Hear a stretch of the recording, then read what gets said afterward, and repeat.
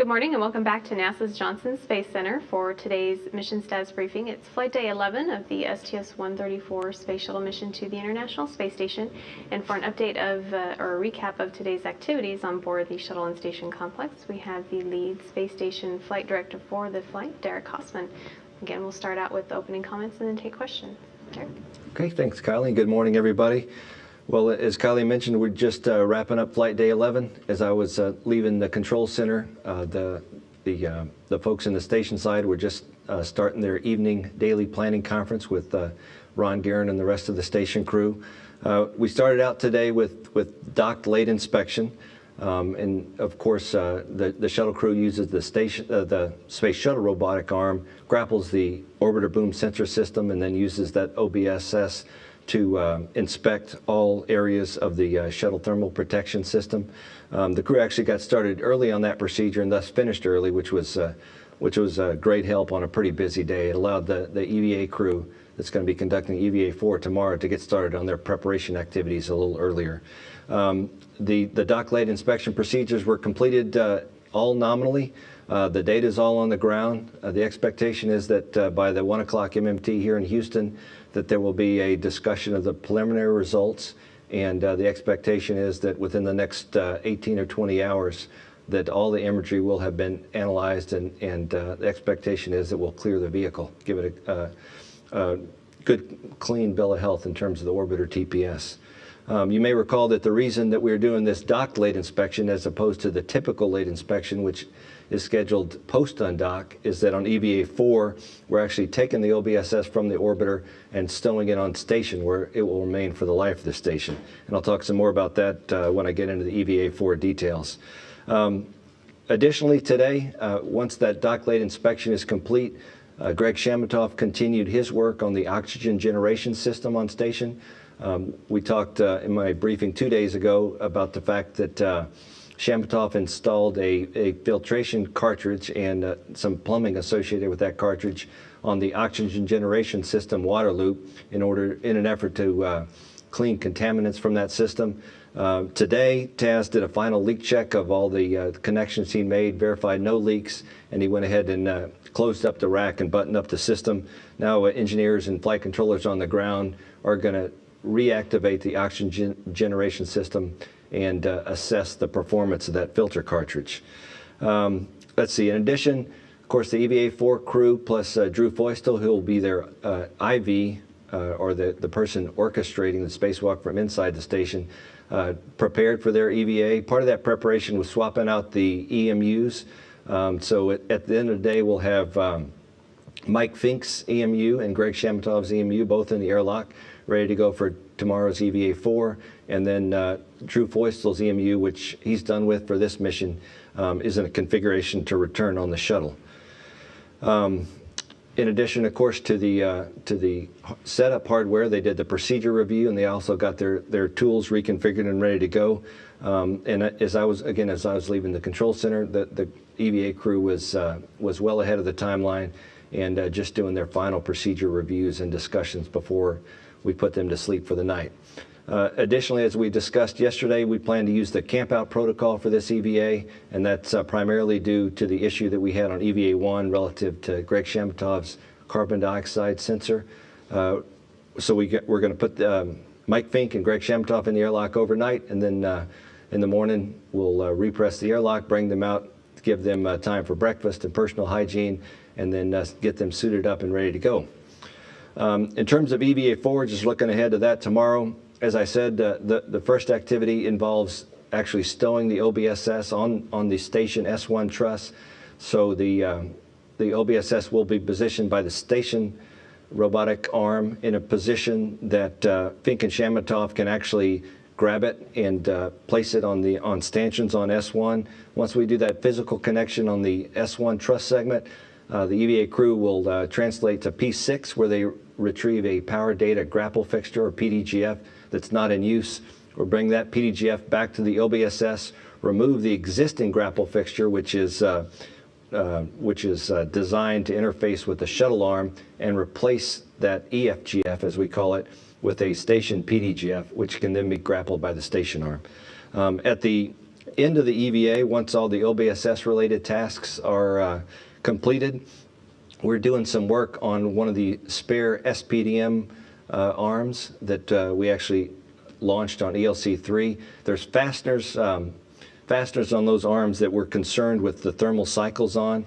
The spares on the external truss of the space station naturally expand and contract as the thermal environment changes, and past experience with these particular fasteners has indicated that these type of thermal expansions may cause wear and tear on whatever piece of hardware is associated with these fasteners. So we're going to remove those from the SPDM arm in order to protect it down the road and make sure that it's not damaged as it waits on the truss for potential use in the future. And I think, Kylie, that's it for an overview if you want to take questions. Okay, we'll start here in the room. Go ahead. Hi, Rob Perlman with CollectSpace.com. With a couple of questions.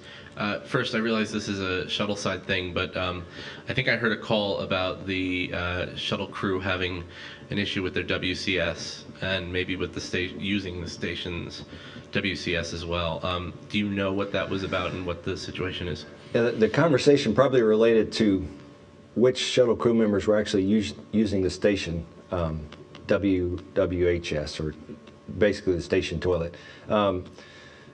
When we fly the shuttle missions to station, we have a pre-planned mix. X number of shuttle crew members use the station and vice versa, and it's basically a balance between the two vehicles.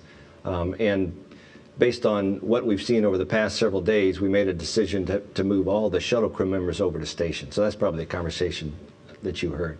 I'm not familiar with any issues on either vehicle relative to the WCS. With regards to the CO2 sensor in Greg's suit, were it to fail while they were still in the airlock in preparation to go out for the EVA, would that mean an end to the EVA altogether, or would you come in and try to reset it as it did before, or what would be the situation in that case? Yeah, I'll say first that we know the issue with the sensor is moisture, which obviously increases as a crew member works in his suit in terms of perspiration. So, I would say based on the failure mechanism, it's unlikely to fail early. But if it did, we would press with the EVA. What we've done, we know the capability of the lithium hydroxide cartridges on the ground, and we've picked a LiO cartridge with maximum capability, because they're not all created equal. It depends on how they're packed and manufactured on the ground. So we picked a cartridge with maximum capability put in Greg's suit, something on the order of 7.5 hours, maybe more than that, so that if we were to fail that sensor and we had to deduct the capability based on the failed sensor, he would still have enough left to do the 630 EVA. So we'd press without it, and as we talked before, we'd depend on Shamatov to give us indications of any CO2 system, but we'd have the capability to complete a 630 EVA. Mark Carreau for Aviation Week. I wondered on the inspection today, it didn't sound like anything jumped out, though I understand you have to really go through the data. Looked like, from what you could see on the surface, that there wasn't new damage. I agree. It looked like a pretty clean TPS today. Denise Chow at Space.com. Allison, I think, talked about some things that could be done, just very preliminary, to flush out the CO2 sensor. I know it can't be swapped out because the procedures aren't there, but was anything done in between EVA 1 and now? Anything done to the sensor? Yeah, we ran what we call a dry out procedure, where without the crewman in the suit, we configure it such that we flow oxygen through the suit and past that sensor. And as a matter of fact, when we powered up the suit on that day after, the sensor was already clear and had a nominal reading. So on its own, it had already dried out enough to recover, but we went ahead and ran that dry out procedure just to get some additional margin there. And also, how important is it that all the procedures for EVA4 are completed, because this is the last EVA that's going to be conducted by a shuttle crew? Let's see, on the OBSS portion of it, of course, the most important thing is that we get the boom handed off because and stowed on station. Otherwise, the boom goes back on shuttle, and that's a significant impact. You'd have to look at 135 or perhaps not do the boom stow at all. Once we get the boom stow on station, the actual retrieval of the PDGF from the P6 segment could be done at a later date, in theory, by a stage crew, for example, without the shuttle present. The fasteners on the SPDM spare arm that I mentioned, because that's a thermal cycling issue, and it's ongoing now as the station goes through its orbit, there is some importance to getting that done sooner rather than later.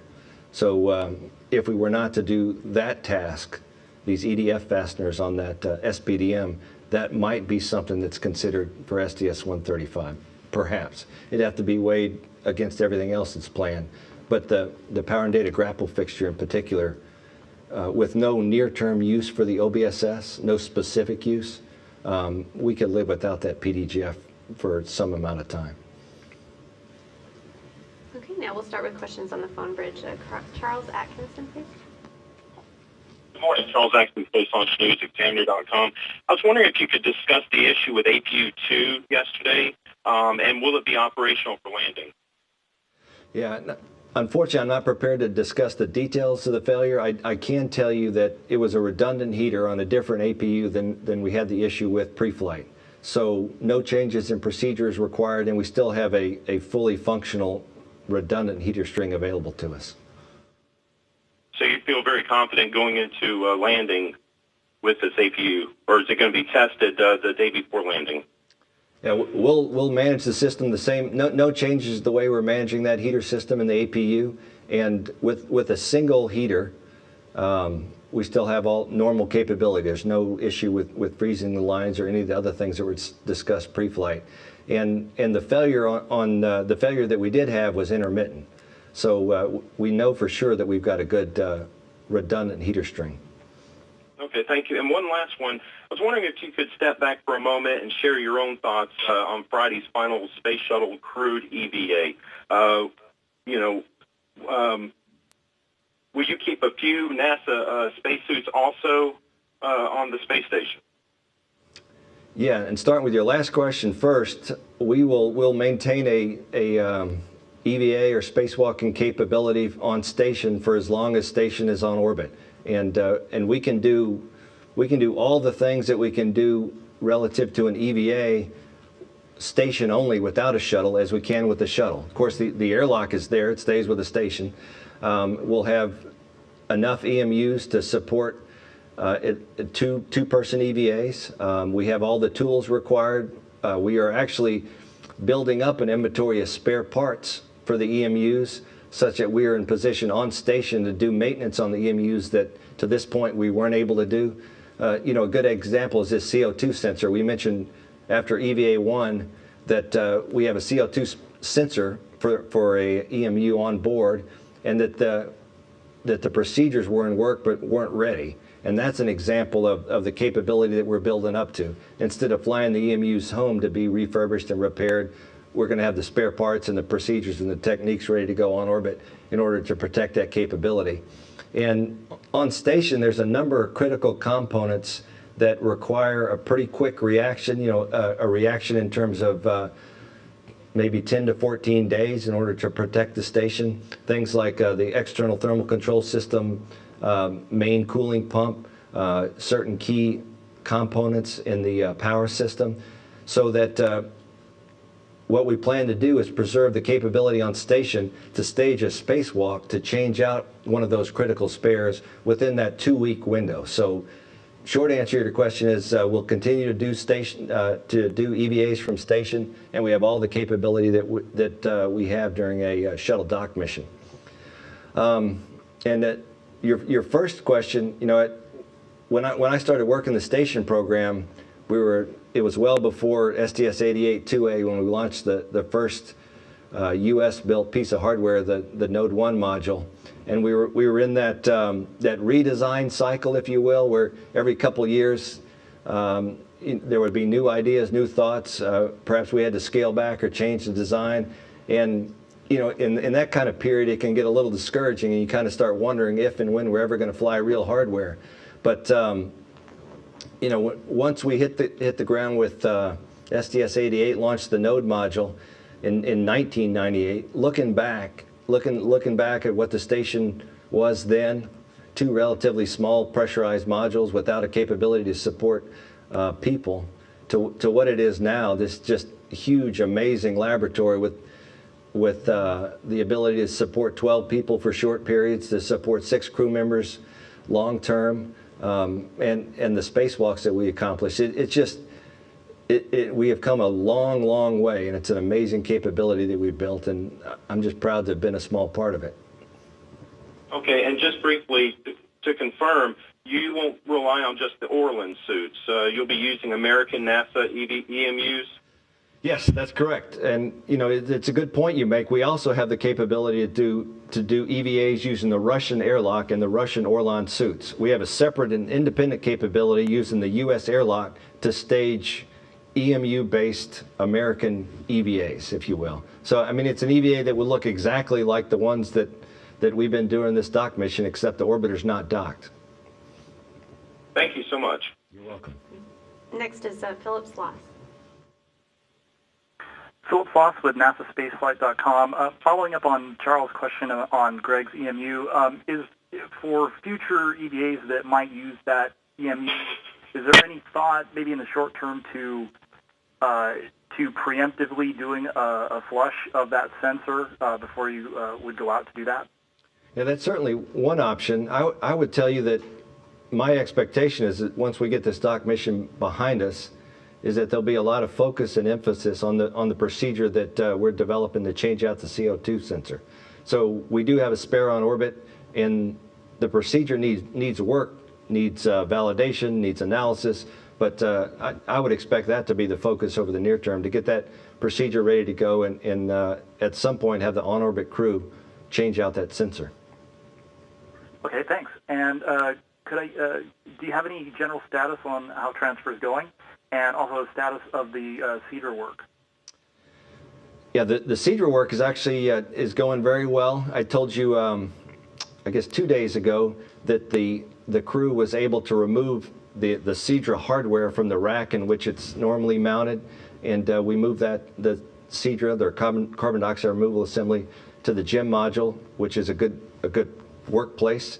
On the timeline tomorrow is a number of hours of work to remove the bed or the cartridge that does the actual CO2 absorbing. We're going to remove that cartridge from the CEDRA unit. We're going to replace it with a cartridge that we brought up on this flight on ULF 6, and then we'll actually wrap that up and reinstall the CEDRA in its normal location. And I said tomorrow, it's actually flight day 13, so it's the day after the EVA, because Taz and Spanky are doing most of that work.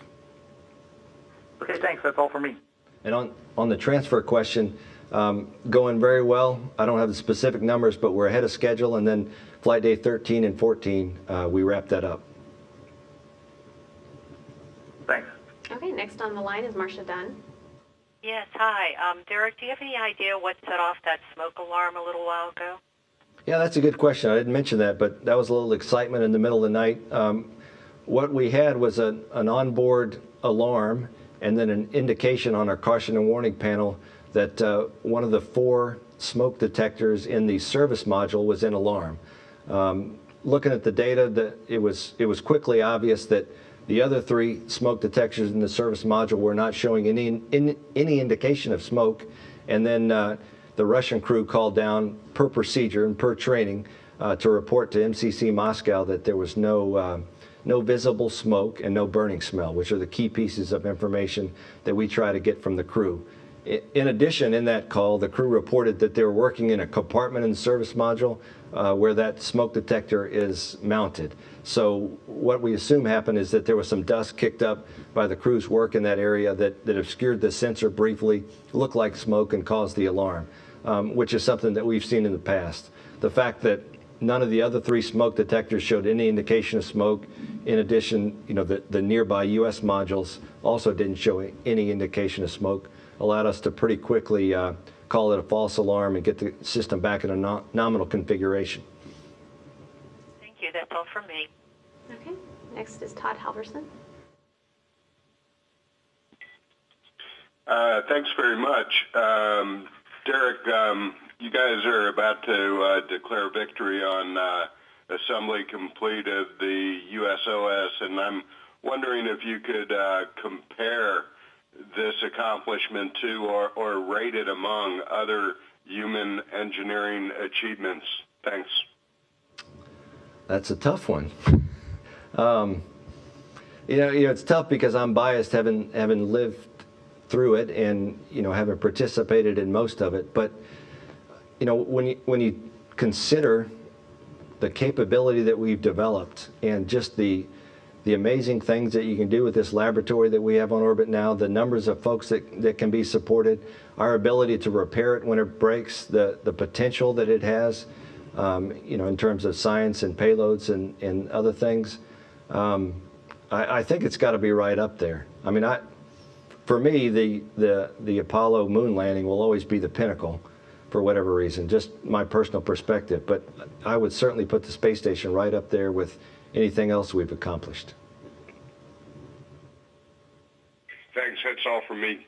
Okay. And finally, Irene Klotz online. Thank you. I have a question about this final shuttle-based EVA. In light of the station, of course, maintaining capability to do EVAs, what's the significance from the station's perspective of having this be the last one? Let's see, I'm not completely sure I understand the question. Are you asking why we're doing another one on 135? No, I'm asking from the station's perspective, is it a big deal that this is the last shuttle-based EVA? Do you get something out of the shuttle crews, aside from extra hands, of course, that you don't get from doing the EVAs on station? I see. One of the differences between a shuttle dock mission EVA performed by shuttle crew members and a stage EVA performed by the station crew is that we have, over the 2 years leading up to a shuttle dock mission, we have almost continuous access to the shuttle crew and to the spacewalking astronauts. So we go through a very extensive and very intensive training process. So as an example, for the 4 EVAs we'll have conducted on this dock mission, each of the crew members will have practiced the details and gone through the procedure in the neutral buoyancy lab on the order of 5 or 6 times for each EVA. In addition to the neutral buoyancy lab training, they will have done procedure walkthroughs and other tool familiarization. So, they have worked for multiple years to prepare for the specifics of the EVAs that we're going to go do on this mission. Now, when you contrast that with the station crew member, they have the same generic training. So they have the skills required to do the spacewalk. They practice generic tasks in the NBL. They have all the same generic training, but they probably won't have done the EVA specific training that a shuttle crew member will have done. So as an example, when I talked about these significant failures on station that we must respond to, part of that 2-week response period is getting the station crews up to speed on whatever task it is that they have to go execute. So I would say that the shuttle crews have much more flight-specific training. In the end, the capabilities are identical. The station crews are going to have all the same basic training that the shuttle guys do. It just takes a little more time on orbit to prepare them for whatever task it is that we're going to ask them to go do. Thanks. Also, just want to follow up something from yesterday. You said that you thought that shuttle legacy shot would be available in about a week, which is probably 5 or 6 days later than I think what we were initially told, and probably 7 days later than what we all want. But do you have any updates on the recovery of that disk and the distribution of the images? No updates from what I told you yesterday. What I've been told is that the photographs are in the Soyuz, moving to Moscow along with all the other cargo, and then they'll be processed just as the rest of the cargo is. And then at some point we'll have access to those photos. Thank you. And on the UBSS transfer, I think I know the answer to this, but I want to hear it from you. The reason why this is being done on this mission instead of 135 is because of the EVA? Yeah, with our capability to do 4 EVAs and the OBSS work essentially consuming an entire EVA, this is the flight that made the most sense. One of the things that they're going to do on 145 is bring home the failed pump module, and you can't, it's really not practical to do both, the OBSS and the pump module. So 134 just made the most sense in terms of time allowed and numbers of EVAs. Thanks very much. Okay, that's all on the line. Are there any follow-ups here? None. We will wrap up today's briefing with some programming notes. There was a joint crew news conference early this morning with all the crew members on board the shuttle and station, so that will be replayed at 9:30 a.m. Central Time. And then the crews go to sleep shortly, so there will be a video file at 11 a.m. And then the flight day highlights will begin airing at 12 p.m. There is a Space Station Flight Director update at 4:45. The crew then awakes for the next day at 6:56 p.m. And again, that's for the 4th and final spacewalk scheduled for this mission, which is scheduled to start at 11:46 p.m. this evening. And we'll go back to Mission Control. Thank you.